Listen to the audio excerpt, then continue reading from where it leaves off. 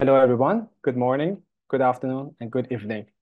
Thank you for joining us tonight for the third edition of the Terran Summit titled Teutonic Realism, Summoning Ghosts and Monsters. My name is Irfan Riasi, and I'm the co-curator of Summit '02 alongside Una, Matisse, and Yerede. This third summit is a collaboration with Pachinko, an artist-run space based in Oslo, led by Matilda Karbel and Christian Schroeder. I would like to also thank the Friedort Ford Foundation and Art Council Norway for their generous support. Okay, let me in all the folks are in the waiting room. All right. Co-founded by Ghazel and I, the Tehran Summit is an independent artist-run project based in Tehran. Due to travel restrictions to Iran, we utilize online platforms to invite prominent international artists and thinkers from diverse backgrounds to share and exchange ideas. Over the next 7 nights, we'll gather for a series of shab nishini. That is a Farsi word for soirees, to listen to the invited guest speakers. It is my greatest honor to welcome you to the fourth night of this series of shab nishini and to host curator Xiaoyu Weng and artist Bo Wang to conduct a discussion about Bo Wang's recent movie, An Asian Ghost Story. Xiaoyu Weng is an award-winning curator and writer based in New York. Her practice focuses on the impact of globalization, identity, and decolonization movement, as well as the intersection of art, science, and technology. Most recently, she was the head of modern and contemporary art at the Arts Gallery of Ontario in Toronto. From 2015 to 2021, she was Associate Curator at the Guggenheim Museum in New York in 2018 and 2019. Wang served as the curator of the fifth Ural Industrial Biennial of Contemporary Art in Yekaterinburg. The Biennial was awarded the Best Exhibition of the Year by the Art newspaper. Wang was the director and curator of Asia programs at Kadist Art Foundation, Paris, San Francisco, from 2010 to 2015, and has continued to serve there as a program and collection advisor. Bo Wang is an artist, filmmaker, and researcher based in Amsterdam. His works have been exhibited internationally, including at the Guggenheim Museum in Malmö, Garage Museum, International Film Festival, Rotterdam, CPH Docs, Visions du Reel, Logs and Open City Documentary Festival, Seoul Media City Biennial, and DMZ Docs, and Sharjah Film Platform, among others. He is recipient of major international awards, including New Vision at CPH DOX, and Gondov at Doc Leipzig, OFF prize at CESC, Video Brazil, Best Doc Short at Sharjah Film Platform, etc. He received a fellowship from the Robert Flaherty Film Seminar in 2013 and was an artist in residency at ACC Rice Academy in 2017 and 2018, as well as the MTU Center for Contemporary Art Singapore in 2016. He's a PhD candidate at ASCA University of Amsterdam. We are so glad that you have you tonight with us, and the floor is yours, Joel and Bo Wang. Yeah, thank you. Thank you, Afan, for the introduction and also this invitation. And also, it's been great sort of getting a little bit glimpse of the process you and Una organizing this year's summit. Just a little bit of a background. I met Efran and Una last year in Romania. We were in a curatorial workshop together. It was a very great experience to sort of exchange ideas of what everybody is working on, but also learning about this great platform that Efron has been doing, and also creating these access and opportunities for us to participate, but also for the audience to get to know our work. So thank you again. And Bo and I have known each other for a very long time. We had worked on a few occasions together, and I followed his practice for a long time before he was based in New York for a while, until he relocated to Amsterdam. Now about maybe 3 years already, 2 years. Years. Yeah, so we had, worked on a couple things. At the same time, I have always been just intrigued by the way he conducts his research and also his process of making the film. Um, Most recently, we also worked together for the Ural Biennial together in Yekaterinburg. That was 2019 with a different project. But for this film, An Asian Ghost Story, which is kind of just came out last year, is I would say, the most recent work by Bo. And also, I had the chance to watch it at Eflux, which is a online journal, but also an event space based in Brooklyn, New York. And both film was awarded a prize. I think it was the first year's prize organized by Eflux for artists who also work in the medium of film. And when Efron told me about the theme of this year's summit, I was like, oh my God, this is like a perfect kind of occasion to bring forward the discussion around this film. And we're going to start, of course, maybe telling you a little bit about the film. And I have a few questions for Bo to get deeper into some of the ideas around the film. But I think the overall hope is also to expand this conversation and go beyond just the film itself, but also both research on the Pan-Asia history that teased out through the film, as well as some of the other work he's done, but also the research that, connect to his work with other people's work. We had generously shared the preview link by Bo for people who actually registered to today's talk. So I hope you all had a chance to watch the film. I will give a little bit synopsis in case you haven't had a chance to. We will have the link active, remain active for another day or so, so you can go back to see it after our talk today. But the film kind of loosely followed this narrative of a woman who, used to work at this wig factory in Hong Kong and sort of witnessed all these supernatural, strange stories about the hair being possessed by spirits. And then it takes you to travel through these different territories that connects to Hong Kong, Japan, China, and other parts of the Asia, but also ultimately also connect across the Pacific to the United States. And it gives this overview of the geopolitical situations from all the way to, from 1960s to the 90s. And only slowly the story revealed that the person who's actually narrating the story herself was the ghost that somehow kind of put all these together. So I would just start to actually ask Bo,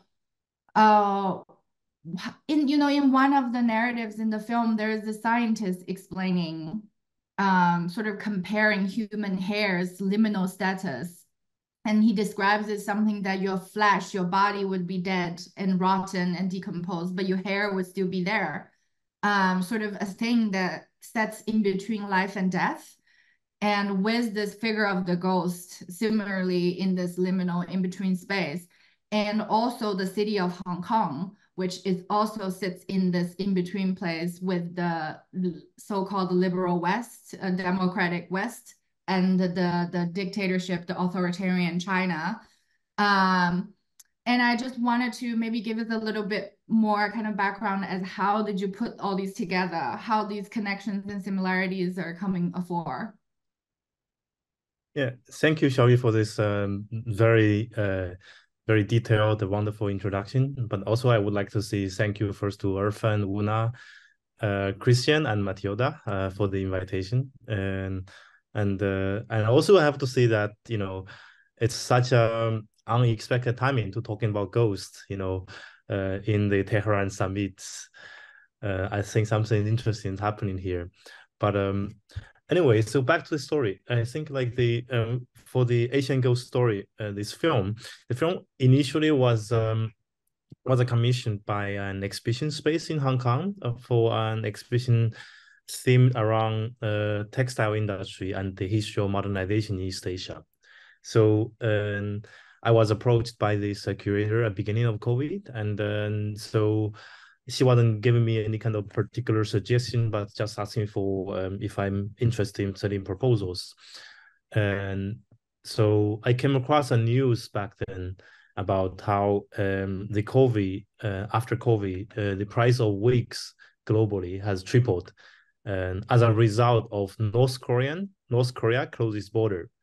And this was very surprising because somehow thinking about the public knowledge is that nowadays China, like a particular place in China, is the center of the global manufacturing of wigs, but no one actually knows the most intensive part of labor were already outsourced to North Korea.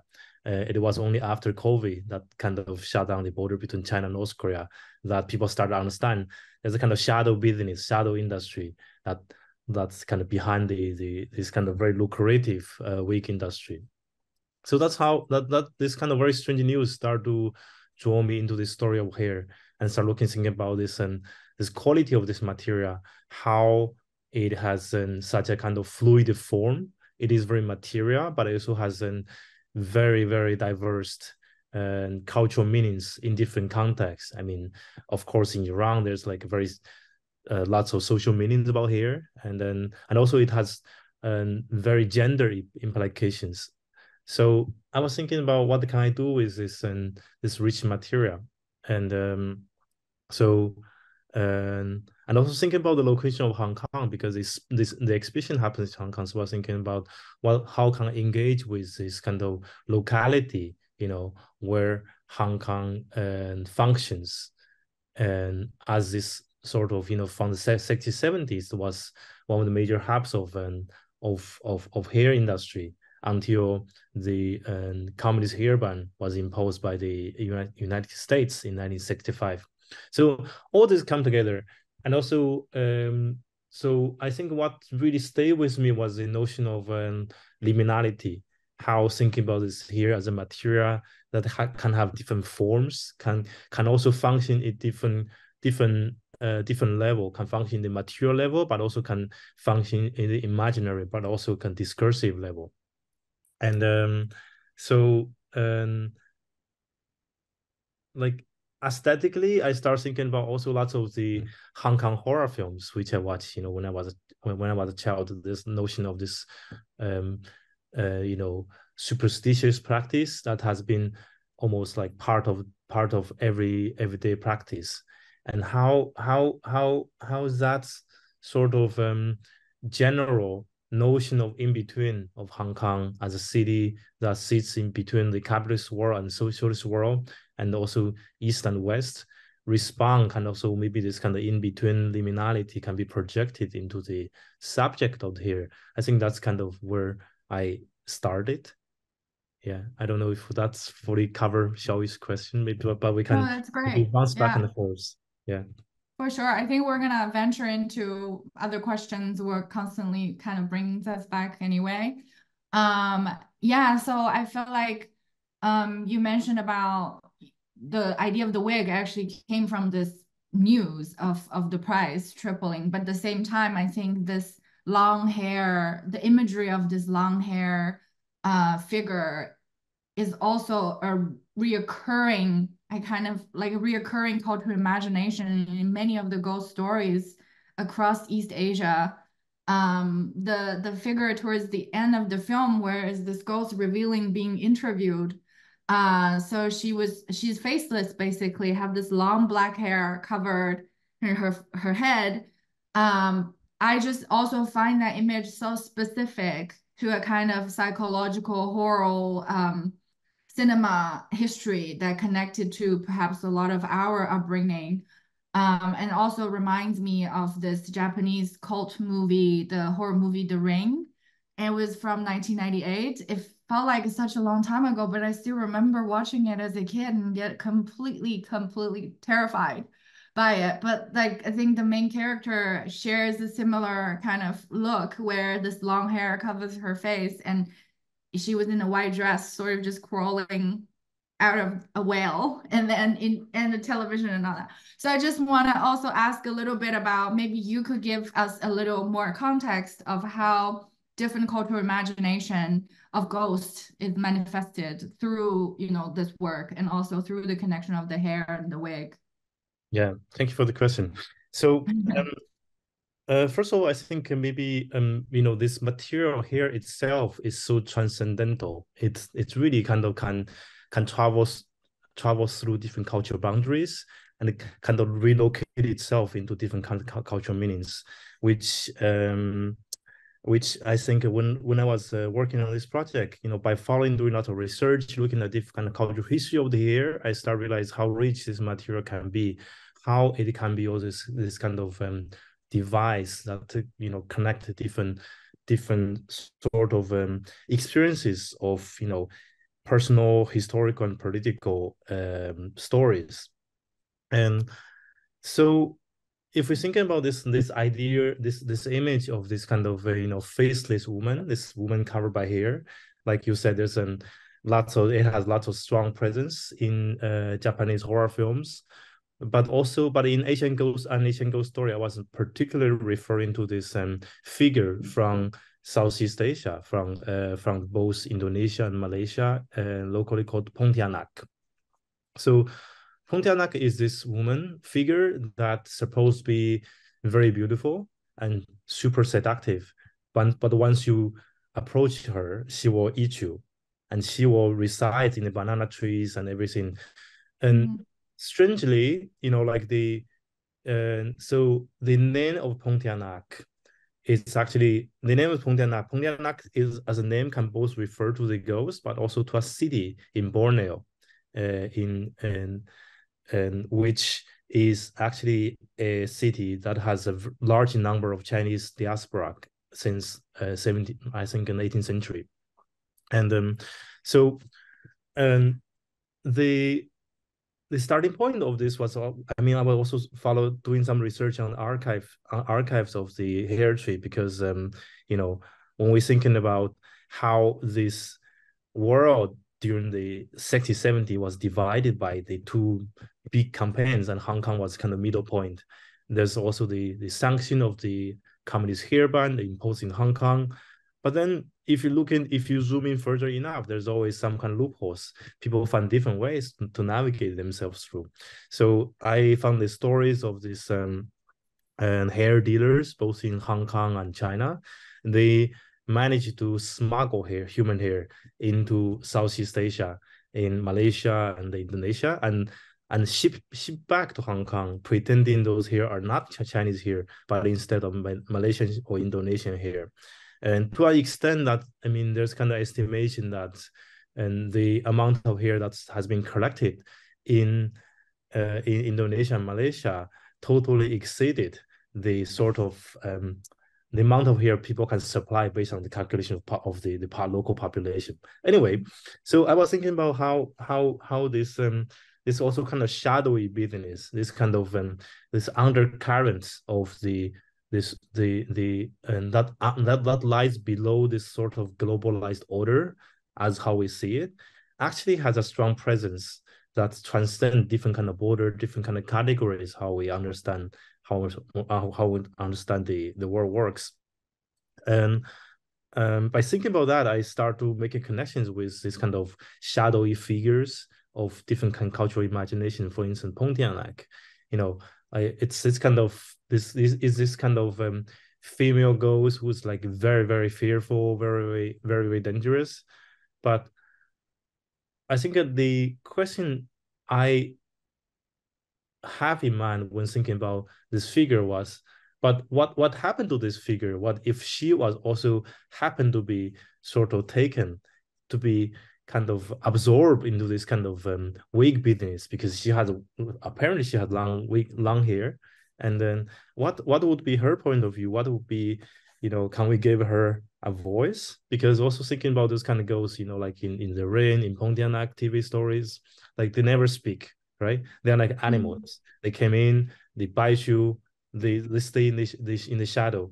but their own personality, their experiences of modernity, of what happened to them, geopolitically, personally, was never revealed. So I came up with this idea about, okay, maybe this Pontianak also happened to be caught into, absorbed into business. It's like, I think it's like how actually many people experience history, like their decisions were never made by their own. They were just forced, they're pushed by certain kind of historical forces.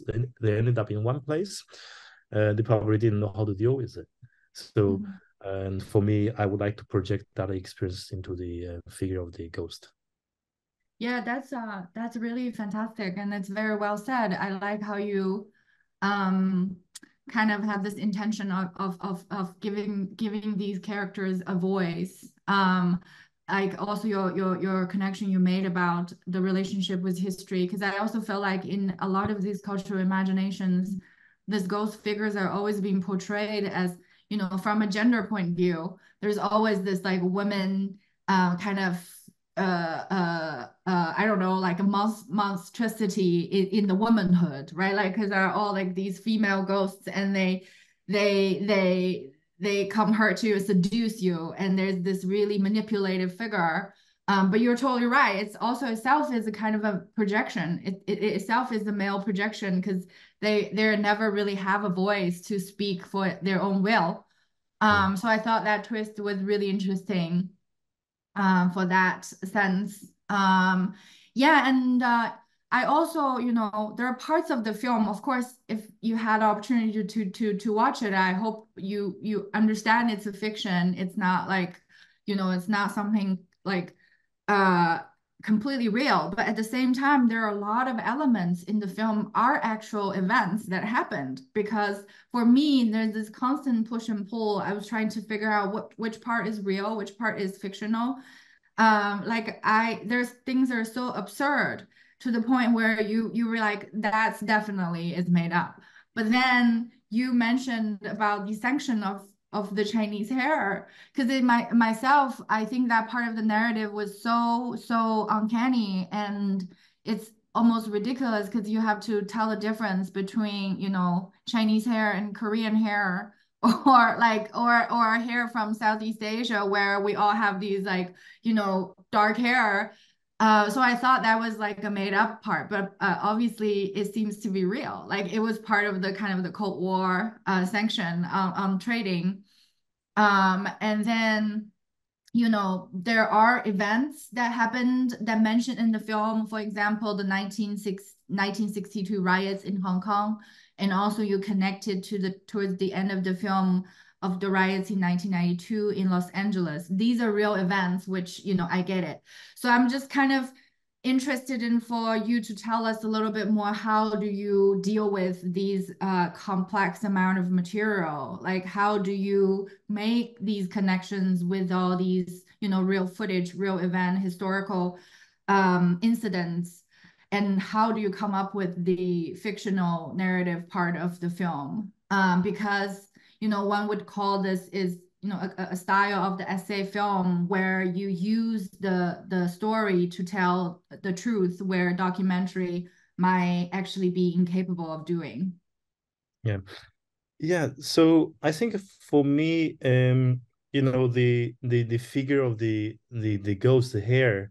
I mean, the hair is a ghosty figure that really contributes to the narrative, because actually majority of the facts that was presented in the film were actual facts.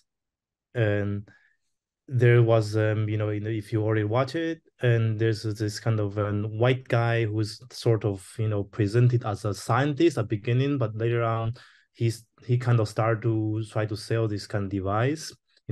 He's sort of and he's a figure created in reference to this kind of TV commercials we always see when people try to sell some kind of product. You first see some people who look like scientists in a lab. They're actually actors, and later they try to sell stuff. So I try to take a reference from that. But with all the materials, I mean, I think the advantage of the hair as a material is it's so enduring. It also can travel to so many places without detecting. I think one thing that really fascinates me about the period of the Cold War is that, you know, that was a time we feel there's so much boundaries and borders are so rigid, you know, for human beings, so difficult to travel. You know, people have different kind of nationalities, have different kind of privilege and accessibility to their mobility, which is also true nowadays. But materials actually can travel more than human beings and without even being detected.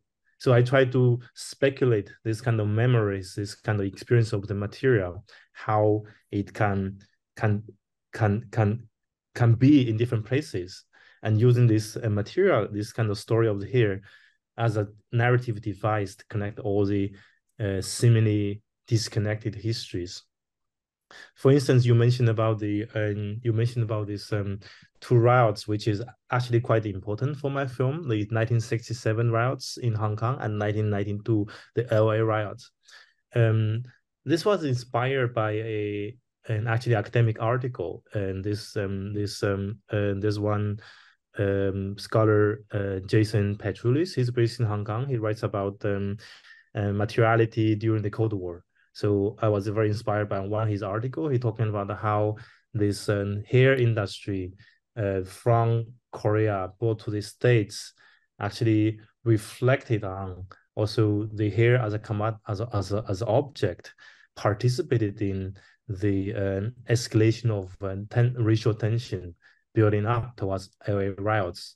For people who don't know LA riots was this moment in 1992, there was initially started as a kind of conflicts between LA police and then African American communities. But then after the sort of the police forces retreated from the city, there were a lot of lootings going on. And so in the article, this scholar argued, Jason Petrulis argued that,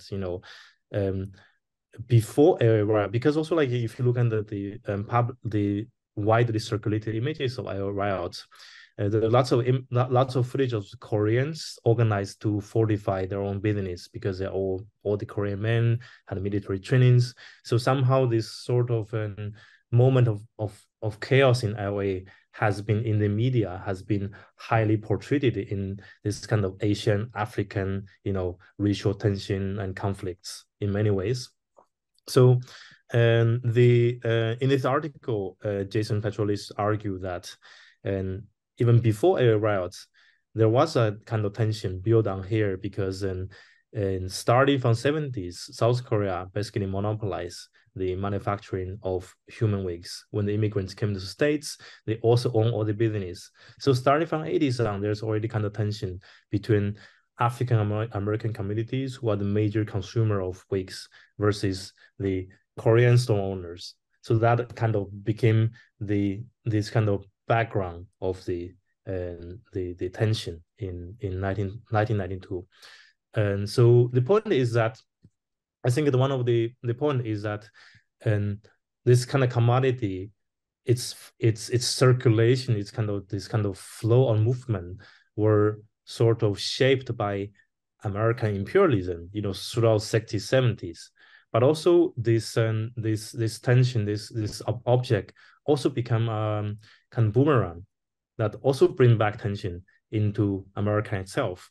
So somehow the sort of oversee imperialist influences of American and their own domestic politics are interconnected. So for me, I really want to using this figure, this imaginary figure, to connect those kind of different parts of history and show their entanglement. Yeah, that's a very important point, I think, because when I was watching the film, in the sort of early part of the film, it says, wasn't that weird that in the 60s, one of the most fashionable thing for American young people to do was to wear the wig made by the hairs from the women from the mountain regions of China and India. But that part, I think you didn't make it explicit, like you said, because the biggest consumers of wigs and also the hairs are African Americans. So that part you actually kept it almost I would say, elusive, because I was wondering when I watched to that point, I was like, oh, that's interesting, because that is a very, very important history about identity politics and racial politics, and also the metaphor of hair that is being written so extensively by all these African American writers, and it's very entangled kind of history with all these racial tensions within the states. I think it start only slowly become clearer as it goes towards the end of the film, when the riots was giving more spotlight there. So I think it's really important to actually comb it through. I think for the audience, in terms of these very nuanced connection.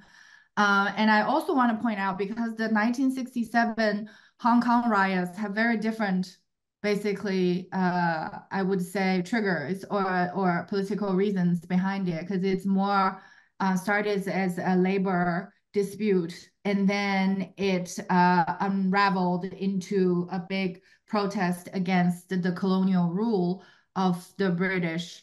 I think politically speaking, these two events are different, but also have very much a lot of overlap. So I kind of want to just hear you comment a little bit more of how do you see things or coming together in that kind of those historical moment, and also the protest in 67 in Hong Kong, and what is the ramification of its consequence today, I guess. Yeah, so 1967 was actually a very important time for Hong Kong, because it was a moment when the British colonial government started to change the ruling policy. So the long tradition of British colonial governance is very laissez-faire based. So this idea of a small government, they maintain the basic order of the colony. They do not get involved into cultural affairs. So that's a kind of long traditional rule. So, but after 1949, when the Chinese Civil War finishes, so you have the Communist Party took government in China, you have the Republican Party retreat to Taiwan. Hong Kong was under British rule, so it became this very contested place for the pro-Beijing forces and the pro-Taiwan forces. And so actually in the 50s, there was a similar riots, but it was created by the for Taiwan forces. In 1967, the riot started as labor movement, but very quickly has been translated into a kind of an anti-colonial kind of battle, and which was also partially inspired by the Cultural Revolution that's happening in the North, in mainland China. And it was after 1967 that the British government started to realize that actually in Hong Kong, they want to actively involve into the cultural industry, to engineering and the sense of local identity. So that's why if you look at for instance, look at the film sector in Hong Kong, before 1967, and all the movies showing in the cinema are mostly speaking Mandarin. They are either produced by pro-Beijing film studios or pro-Taiwan studios. And none of them care about this kind of local discourse. They are all the movies, either political or not, they always they always express certain kind of longing for the idea of China. But after 1967, and first of all, there's also another thing very important. The TVB, like local television stations, start to air, which is free to the public. And then lots of movies with speaking in Cantonese start to be produced. There's strong effort to push Cantonese education and also colonial education in the curriculum. And also it's a time that the second generation who's born in the colony start to become adult. So that for many historians, 1967 was a kind of watershed year for Hong Kong to come into a new paradigm. Mm-hmm.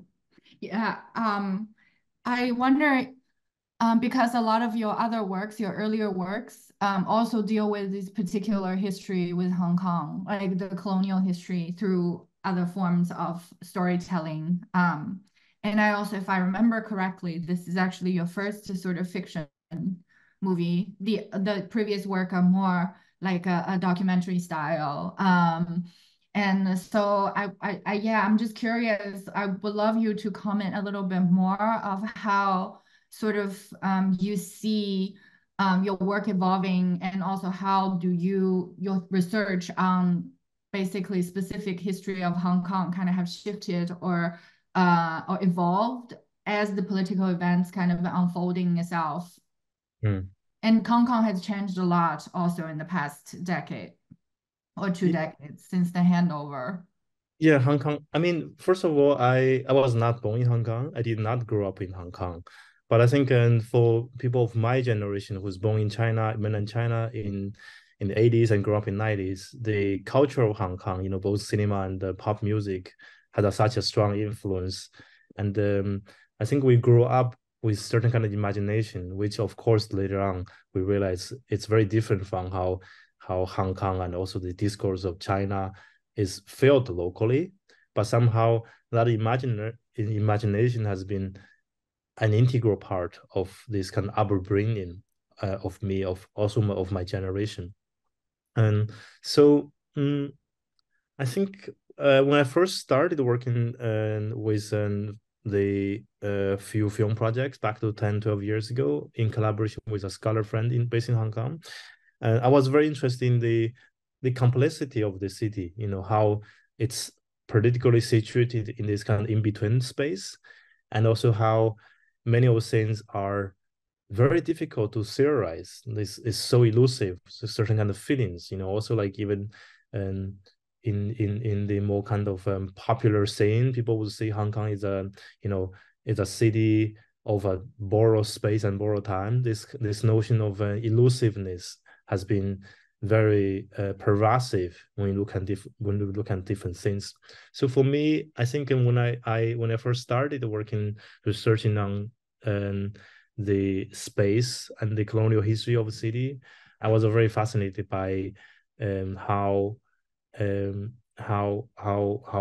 the elusiveness of the city can be captured, at least momentarily, through understanding, through exploration of particular location, particular site, looking at how people respond to space, how the force of the space, I mean, maybe came from the thinking of the urban planning, maybe came from a certain way of engaging with culture, engaging with other people. There's always a feeling that there's some kind of invisible hands, invisible forces that reshape the way how people behave, how people see things, how people believe things. I think for me, that's sort of this kind of an ultimate fascination and my interest into the Hong Kong as my subject. And yes, also this film is like my so far most fictional film, I would say. I mean, my previous films, it's documentary-ish, not fully documentary, but then this one I definitely take more like fictional writing, and it also came through a sort of material limitation, because this film was produced during 2022, which was a time for me was almost impossible to travel to Hong Kong. So, wait, sorry, my cat is here, and got distracted. And so for Asian Ghost Story, actually, all these scenes with actors you saw in the film were shot in Amsterdam. And I recycle lots of my footages from 10, 12 years ago. I have someone to do 2 days shooting of some kind of particular location for me. But then majority of the scenes with actors were made up in Amsterdam. So I think the limitation also sort of gave me a shape of how the movie will function. I was very impressed by the whole scene where this guy who seemed to be a real wig maker was combing the hair and making a wig. I assume that's someone you found in Amsterdam then. Yeah, indeed. That he's a real wig maker, and he's very, very good. And Sydney, his name is. So I mean, when I was thinking about the film, I really want to show this kind of meticulous process of making wigs, because that is also the point of the industry. Because you know, so far there hasn't been a machine that can do this kind of what do you call the needling, the stitching of the human hairs. So human like wigs are still made by human by hands and stitched one hair by one by one. That's why during COVID, when North Korea closed the border, the Chinese factories they suddenly could not find skillful workers to do that. So also for me, because I was limited in Amsterdam or Netherlands or around, so I was looking for wig makers. So literally, we can possibly only find 3 people in this country, and they're also like high-end wig makers who produce things for like television and national theater. So we basically found Sydney and came over to do it in another studio. Yeah, that's also really interesting to think about how labor intensive it is and how it continues to involve these cheap labor. I assume mostly women also working out of North Korea to provide that kind of service and product. Yeah, I think maybe we can continue a little bit about like just the way you made the film. I think there's always a lot of humor in your work, and this one I think it stands out in like the way that I was describing some things to be so uncanny and also absurd, but I also really felt like it's humor where jokes become very important in telling difficult things or difficult histories and difficult emotions. So I'm just curious, how do you approach this methodology, I guess, and also I'm not sure if felt this similarly in Iran, but currently the political environment across the globe, there's also this kind of inertia and suppression of, I guess, people really gets hurt emotionally or gets upset when certain things are completely out of it's like taboo to joke about or talk about. And also there's this like very limited interaction with humor. So I just felt like if you could comment a bit more about how you approach this, and also how do you understand what kind of role it plays in dealing with political trauma? Yeah, I think it's impossible to talk about how to work with humor, because it's not something that it can be planned. It's something that comes out itself. But at the same time, I think for me, I'm very interested into absurdity. I'm interested in when sense fall apart, sense does not work according to how it's supposed to should work. And when that moment of absurdity of sense getting out of control, I think it's something about this kind of, I think humor for me sometimes reflects certain sense of powerlessness, of nothing much you can do. And but also it's very enjoyable because you see that things does not work out according to the plan. I mean, we are so familiar with this kind of modernist notion that everything can be calculated, can be controlled. Everything, this idea of human being control the world, control the direction of history. But then there's always this moment since start to fall apart, and I think there's I don't know. I feel like there's a common shared excitement of things that actually cannot be contained by this sort of rationality. I don't know. Yeah, that's how I feel. And Yeah, but I think I it's think important. It's important to think about humor as a way of resistance, even though you are powerless, but then you can still use it as a weapon to to do something. right. No, I also feel like I think for me, humor is very important. It's not really about laughing at, but it's the ability to laugh with, right? Mm. Like, because we Yeah. always forget. Like, I think that is the togetherness, and also this, because the good humor, good story is difficult. It's not. I think it's very it's a bad joke if you're just laughing at someone or laughing at something.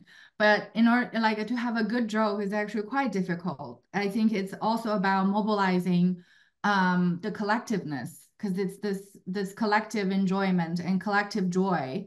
I think is something that is perhaps missing a bit in the current political environment. Like, how can we share this joy? But also, I don't want to fall into this trap of like overly romanticizing it, because I do think that humor is also something for people to really overcome really impossible circumstances, because it's also a thing to really support a certain kind of perseverance for you to go on, I would say.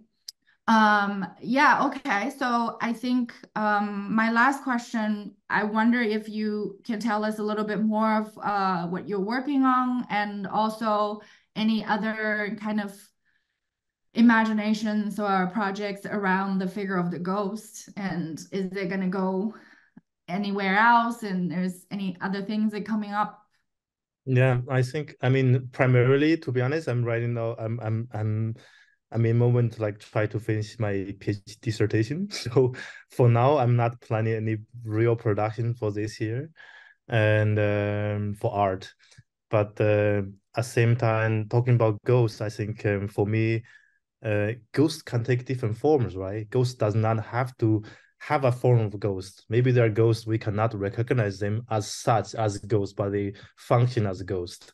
So I think how to think about liminality, how to think about the agency of things, the agency of object, of something that does not exist. I think that's the way how maybe I'll continue work with in my future projects. Yeah, that's great. True. I think, yeah, I felt like the importance of, I mean, certainly the ghost figure is a metaphor, is a symbol that we borrow, or we kind of take its energy or borrow its energy from to uncover things, especially also maybe shed lights on the hidden histories, and perhaps could give us implications or inspirations for the future to come. And I also like to think about it as a cyclical process, because it's not like, because we also talk about reincarnation a lot, and also this recycling, upcycling, cyclical nature of the spirits and life. Like, I think in a lot of Eastern philosophy tradition and religious tradition, so the ghost is not someone dead or in the past. It could very much be something coming from the future. So that's also, like, I think, interesting way to continue the conversation.